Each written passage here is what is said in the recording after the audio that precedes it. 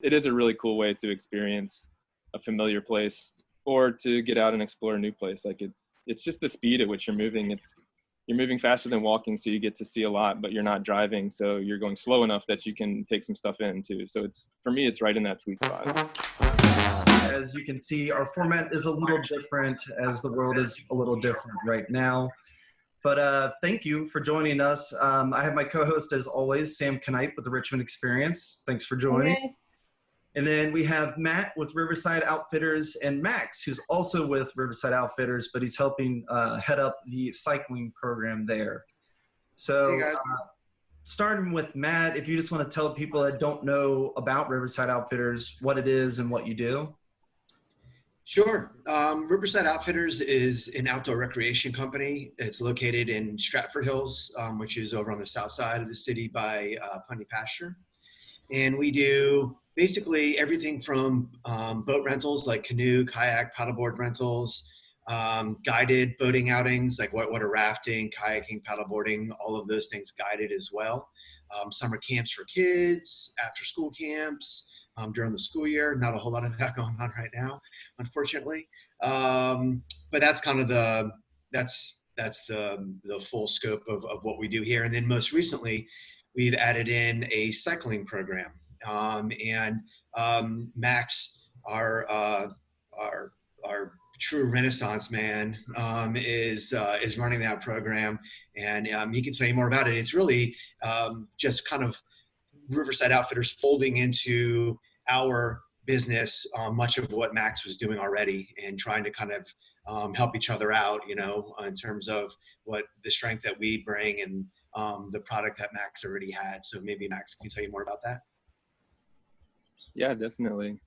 So strangely, we are able to operate under these conditions. There's a big demand right now for people to get outside and get some fresh air. And so we are doing that as safely as we can.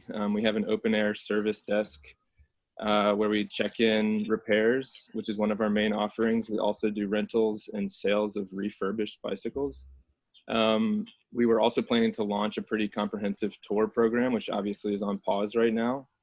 But I'm super excited to be a part of the cycling community in Richmond and just do what we can under these conditions to help people with some of the basic stuff right now. So that's sort of the broad overview. Matt, can you tell us what programs you had actively running prior to COVID-19 sort of taking over? Did you have some programs in place that were running, maybe lessons or camps that were happening? Yeah, Sam, we did. We had after school tree climbing, and also some spring break and intercession camps. And intercession would be for schools like Patrick Henry. So those had to be canceled. And then auspiciously enough, opening day for the rest of the business, with the guided boating and rentals and all that good stuff, was March 28th. And so we had to make the tough call to put the brakes on that as well for now.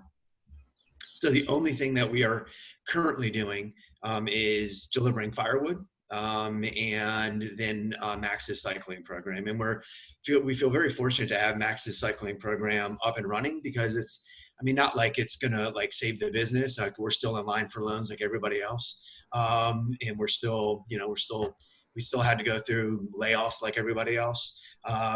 But at least it keeps us out there and visible in the community, and it gives people some sort of outlet for how to get out there safely. And so that's kind of like the needle we're trying to thread with cycling. Was it just coincidence that the biking program started like a week or two ago? That was the plan to have it start then anyways, or did you speed it up given the circumstances? I'll let Max. It was just coincidence, yeah. And I know Matt was telling me last night, I thought it was pretty interesting, Max, your background, not only from living here locally in Richmond, but getting into cycling as well. If you want to share your story about that. Sure. So I grew up in Powhatan on a farm. My parents still own and operate Mannequin Town Specialty Growers. which also is able to operate. The demand for fresh local produce has spiked as people are more hesitant to go to the grocery store. So we're actually operating a Tuesday pickup at Riverside where people can order online at their website, and you know, you place a sort of a best of the farm order, and so whatever's fresh and coming up out of the ground, they put together and they bring it here on Tuesdays, and you can come and pick up outside. They also do a Wednesday pickup at Coalfield Station Antiques in Midlothian, and then 2 different Thursday pickups, one in Scott's Addition and one in Powhatan. So yeah, so I grew up out there, and then I lived away for many years, and basically my whole family, extended family, is in Richmond, and so that was a very strong pull to bring me back here, and moved back last summer, and have been doing this bike stuff ever since. So how did you get into biking? cycling? I'm sorry, Alex. Was that something that you were always into, or I know you were maybe living in another state and then came back to Richmond. Can you talk a little bit about your history with cycling? Sure, yeah. So I lived in Nashville from the summer of 2010 until last summer. And I was a grad student at Vanderbilt studying Latin American history. However, once a week I would go and volunteer at a Build-A-Bike workshop for kids called Oasis Bike Workshop. It's one of the coolest organizations I've ever been a part of. Just teaching kids how to work on bikes. So they go through a 6-week program where they take a donated bike, they break it down to the frame, they clean it, they repair it, they put it all back together, and at the end of the 6 weeks, they get to keep their bike. And so when I first wanted to learn to work on bikes, I was sent there just to sort of observe as a volunteer. And then I slowly started learning along with the kids through the help of other committed volunteers and the leader of that program. And so, you know, my interest in Latin American history sort of waned as my interest in cycling waxed over the years. And eventually I took a job with Backroads, which is a bike travel company. They do tours all over the world. So I spent a season in California, the Big Island of Hawaii, and Italy with them. And that's really what sort of cemented the idea in my head that I needed to work with bikes professionally. So moved back to Nashville after that and worked in 3 different shops over 2 years, and then decided that I wanted to be back in Richmond. So that's when I made the decision to open Virginia Bike Routes, which was the name of my repair shop in Powhatan. And then in the fall, I got to know Matt, and we sort of started talking about what I had in mind for my business and what he had in mind for Riverside. And we realized that they meshed really, really well. So we decided to open up Riverside Cycling. And with the types of bikes that people can rent, are there a variety of bikes? Like, I don't know very much about biking, so I imagine there's like mountain biking, road biking. Yeah, I try to keep a little bit of everything on hand. I really do enjoy focusing on the refurbished aspect, just because a lot of times there's, you know, a bike has been neglected, but there's actually nothing really wrong with it. Or you put a new chain and new brake pads on, you clean it up, you lubricate everything, and it's good to go. So I really like sort of extracting the value that's sort of hidden in attics and garages all around town. And so because of that, I don't have like a clear lineup of, you know, a very specific mountain bike brand or whatever. I just have sort of an eclectic mix of bikes, and hopefully I have about 30 bikes now. So if, let's say you come and you're, I don't know, 5'10" and you want to ride a gravel bike, like I can probably find something that will meet your needs. And if I can't, then I also spend an inordinate amount of time on Craigslist and Facebook Marketplace. And so hopefully we can work together where I can sort of be the middleman to go out and find you exactly what you want, fix it up, and sell it to you at a fair price, or rent it to you. So. And then Alex, we also do have, from a rental standpoint, we went out and bought more new bikes to add to Max's fleet. So it breaks down into basically premium and standard. And that's both for mountain bikes and road bikes. So you can rent a premium road bike or a standard road bike, or a premium mountain bike or a standard road bike.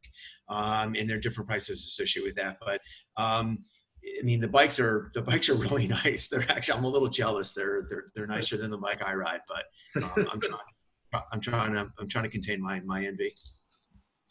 So talk us through their process. Like if, what are the hours? Do you reserve it online or do you call? Do you come in person? During COVID-19 specifically, if somebody's watching and they want to come and rent a bike, is it an hourly rate or daily? Can they take it for the whole week? They're like, hey, I don't have a bike. I'd love to just rent it for the week and keep it at my house and ride it around. Kind of talk us through the process and how people would be able to use the service. Yeah, great questions. Hopefully I hit on all of them. So we're open daily from 11 a.m. to 6 p.m. And you can rent a bike online through our online booking system. It's fairly straightforward. You go in, you see the offerings, and you pay with a credit card online. We get a notification. We make sure the bike is ready to go for the time that you've designated. Alternatively, you can show up and rent a bike in person. How long what are the time frame for which they can rent the bikes for? Right, so we rent on a daily basis, which means if you pick up in the morning, you have until 6 p.m. to return the bike. But because we are operating on this slightly restricted schedule because of COVID, and let's say you want to rent for the morning, you could come in the previous afternoon, pick up your bike and keep it overnight, ride it in the morning and return it by 6. And if you want to do 2 days of riding, then there's a 24-hour rental period. And then we do offer discounts for extended rentals. And one thing that I did yesterday is I rented one of our mountain bikes for a week and I offered a discounted rate for a week. And also it was a mother with her son and she was looking to buy a bike that I didn't have exactly what they wanted. So in the meantime, I'm going to look for a bike for them and they can take the cost associated with the rental and put it towards the purchase of a refurbished bike. Oh, nice. That's awesome. Yeah. And the website to do that, Sam, is the same as the general Riverside site. So it's riversideoutfitters.com. Awesome. And then going back to kind of one of the things that Alex was talking about earlier, so I hop online and I rent a bike. So now what do I do? Do you guys have any I know originally the plan and probably once this COVID passes, you guys will do some guided tours, but do you have any resources available or any recommendations that you can give here for people to cycle routes on the road or out on the trails? Yeah, definitely. And I'm sure Matt can jump in here too. He's lived in the neighborhood for 25 years. But I've been really overwhelmed with all the choices that Central Virginia has to offer since I moved back. I kind of knew about the main ones like Pocahontas State Park and the Capitol Trail, which are incredible. Pocahontas for mountain biking and the Capitol Trail for road riding. But there's also just a lot of, hidden gems, I would say, like Leeks Mill in Goochland. I went out and rode the other day. It's 9 miles of mountain bike single track, and it's really, really well maintained by a volunteer organization. And so that's one. The James River Park system is an amazing resource for mountain bikers. You can do the Buttermilk Trail and the North Bank Trail and Forest Hill Park. And as far as urban mountain biking, Richmond is one of the premier locations in the country. I would say those tracks are a bit more technical. So if you're a beginner, I would recommend going out to Pocahontas first and exploring some of their sort of beginner-friendly terrain before trying the James River Park system. But James River Parks, we're at their front door right here in Forest Hill. So yeah, there's a lot. And there's also really good road riding besides the Capitol Trail. And ironically, with COVID and the reduced traffic, it's actually a really, really good time to be on the road with fewer vehicles out there. So is Pocahontas State Park open right now? I'm not up to date on all the closures. It is, yeah. They're seeing a pretty big spike in trail use. So there's obviously some hand-wringing going on about like how to keep people safe and distance when like the parking areas are filling up. And to that end, I would recommend using the main parking lot in the center of the park because it's much, much larger than the more popular Swift Creek parking lot, which tends to fill up on normal days. And I think now is getting even more crowded. So in order to stay safe down there, you definitely want to sort of branch out to the main parking area. And there are other parking areas around besides Swift Creek. So. Yeah, and I would add to that. I think Pocahontas, if you do park in the central area by the nature center and the amphitheater, then I agree with Max. That's the best place to go. It's the most space. Once you get out on the trails, I mean, Pocahontas is so big and there's so many miles of trails. I think you have a pretty decent chance of staying away from people. But like to the extent that Pocahontas does get a little more congested, which it will because it's so popular. I mean, there are other smaller circuits just right around town that are less popular. And the ones that come to mind for me would be over at Laris Park, which is behind Sneeze Nursery off of Huguenot Road. You'll still see walkers there, but not a whole lot of mountain bikers. And it is beginner friendly, and it's a great place to mountain bike. Smaller circuit, but still a ton of fun. And you can ride there for most of the area neighborhoods as well without getting on major roads. And then Powhite Park across from Chippenham Hospital is another great, it's a little more technical, but it's another less used mountain biking circuit that I would definitely recommend as well in terms of just, and of course, if you're getting out there, during non-peak hours, you have a better chance of staying clear of people as well. Is there a good website for like the James River Park system on like where these bike trails are if I wanted to like go to a certain one? Yeah, I mean, Richmond Outside is a good one, and you can link to that from riversideoutfitters.com as well, because we're kind of merging those two online assets, if you will, or sources of information. But if you go there, they have a lot of great maps and video footage and things like that, so you can kind of gauge what you're getting yourself into before you head out. Yeah, one of my favorite mountain biking apps is called Trail Forks, and you can find basically any single track or double track gravel riding that's meant for off-road cycling. And you can like zoom in, use the map feature to search, and then zoom in and find the trails. And not only do they sort of highlight where they are, they also tell you things like length and elevation change, which is sort of really valuable specific information that some cyclists are looking for. So. And as someone who's not a big biker, the few times I've done it around town, I've really enjoyed it. My buddy who is a big biker years ago, not that you can do it right now, took like me and my group of friends on a tour through Richmond to different breweries. Thinking to myself as we're riding around, I'm like, I drive on this road every day and I feel like I'm in another city. Like it's weird, like just biking versus driving, get a very different experience. And then more recently, probably about a year ago, my friend took me from my house near Riverside Outfitters all the way down to, where did we go? Belle Isle and back, like through Forest Hill. Like it's just fun, new stuff to experience. It's like right here. And I had no clue it was like all of that was available to me. So I really enjoyed it. Yeah. Yeah, I could go. I mean, we don't have all day, so I'll try to refrain from going on and on about the great things about cycling, but it is a really cool way to experience a familiar place or to get out and explore a new place. Like it's just the speed at which you're moving. You're moving faster than walking, so you get to see a lot, but you're not driving, so you're going slow enough that you can take some stuff in too. So for me, it's right in that sweet spot. And what's the price? What do you guys start at for a daily rental? Again, just for folks watching, if they're interested in maybe jumping online and renting a bike, where do you guys start pricing at for that? Our standard road bikes and mountain bikes are $44 for the day during the week, and $49 on the weekends. And then our premium road and mountain bikes are $69 for the day on the weekends. Sounds good.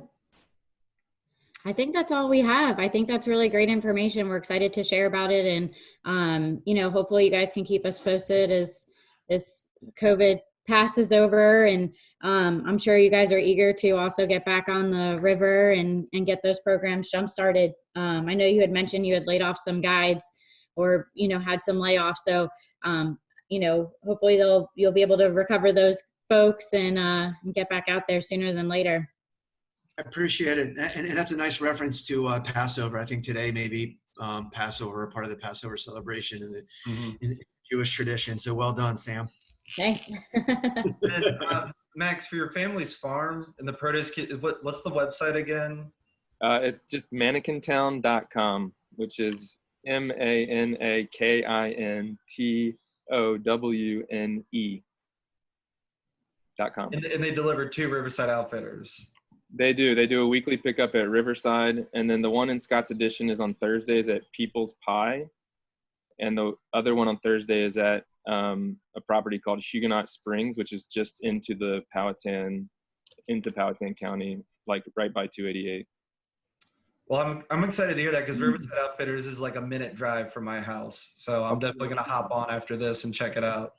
Awesome. Yeah, Alex, I can give you a testimonial. I'm a new customer, and the produce it's been amazing. Like vegetables, I didn't know I'd be eating and enjoying. Now that you're at home and not eating out as much, which was definitely my wife and my vice.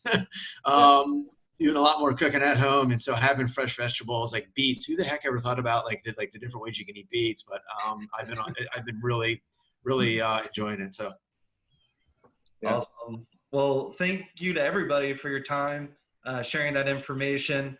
If anyone has any questions specifically about Riverside Outfitters or the biking program, we'll pop up, their information. Just reach out to them directly.